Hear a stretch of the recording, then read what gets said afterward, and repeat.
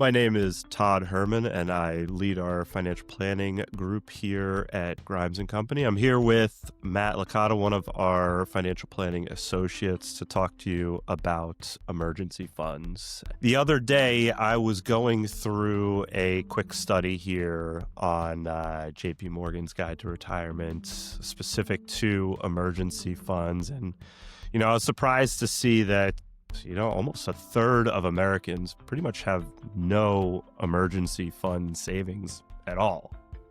So what on God's earth is this emergency fund, and why don't a lot of Americans have one?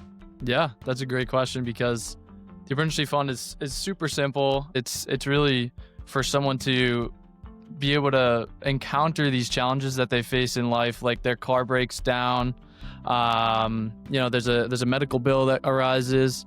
It's having that available cash to be able to cover such expenses and not having to tap into any investments or going into any debt.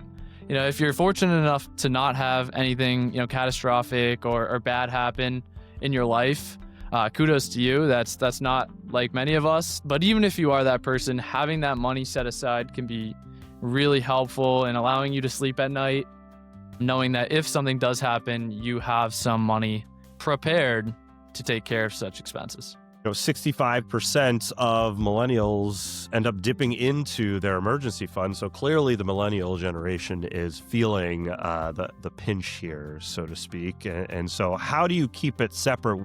What type of vehicle should these emergency funds be in so that it's clearly separate from your day-to-day cash flow?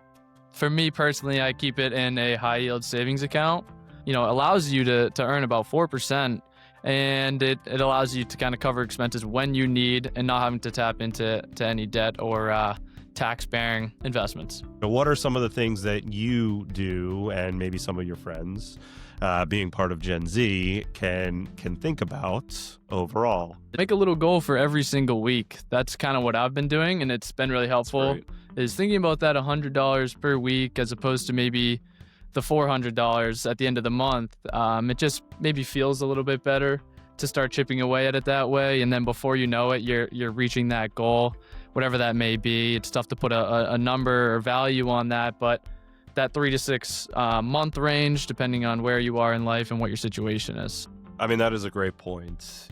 There's no one set rule of thumb. Yes, we threw out 3 to 6 months, but it also takes into account, behavioral finance and psychology. If you only want to see your account at, $100,000, or maybe it's $50,000, and, regardless of your expense level, if it goes below those numbers, you need to replenish it. I'm not going to tell you that that's a bad idea.